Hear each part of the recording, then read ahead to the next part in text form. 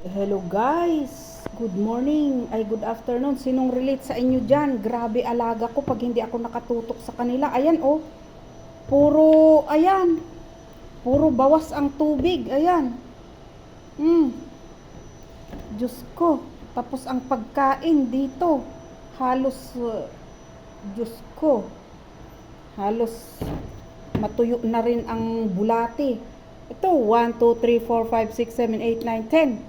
9, 10. Araw-araw yan na ganyan. Tapos, ako naman, kasi namamlansya ako, nilagay ko dito para hindi magbuo ng asin. Ayan. Ginagamit ko sa plancha. Ito, oh, punong-puno, kaya tinatapon ko yung iba. Ito yung mga tira-tira nila. Ginagamit ko sa plancha. Ayan.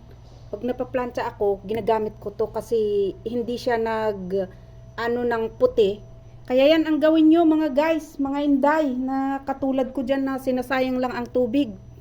Pero pag puno ito, tinatapon ko talaga araw-araw kasi ang dami. Pero pag wala akong plantsahin tapos nakatutok ako sa mga alaga ko, ayun, kinabukasan walang ganun, tira-tira na ganun, half-half lang.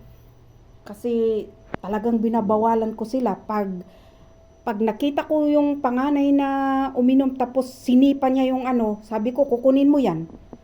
Otherwise sabihin kita kay sir para wala kang iPad sa weekend. Ganyan ang ano, pangtakot ko dun sa panganay.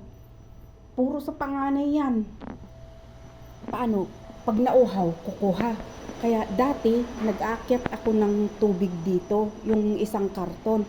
Pero ngayon kasi ganito nga ang ginagawa ng alaga ko. Ayan, biro mo yun? Ang dami, puro bawas. Puro bawas, oh. Bawas, puro bawas. Ayan, konti lang ang binawas. Ito rin, konti lang ang nabawas dyan. Oh, lalo na to. Grabe. Kaya ayan, dun ko dati nilalagay ang isang karton. Pero ngayon, hindi na ako nag-aakyat ng ano kasi grabe, ganito palagi araw-araw. Sayang ang tubig.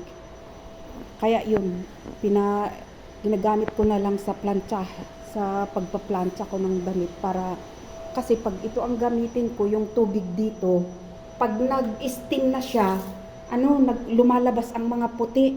Tapos pag pinalantsa ko na sa black, ayun, nahihirapan ako kasi lumalabas ang puti, yung parang asin. Kaya yan, talagang ganyan si Inday, matalino talaga tayong mga Pinay. Sabi ko, what if ipunin ko yung mga kasi yung tinatapon ko palagi. Ayan, ito na. Kaya yun, hindi na ako nahihirapan sa plancha na yung lalabas yung parang asin. Hindi na. Kasi ito na ang ginagamit ko, yung mga tira-tira nilang tubig, iniipon ko. Ayan lang guys. Ganyan ang matalinong Pinay. Madiskarte. Ayun lang guys.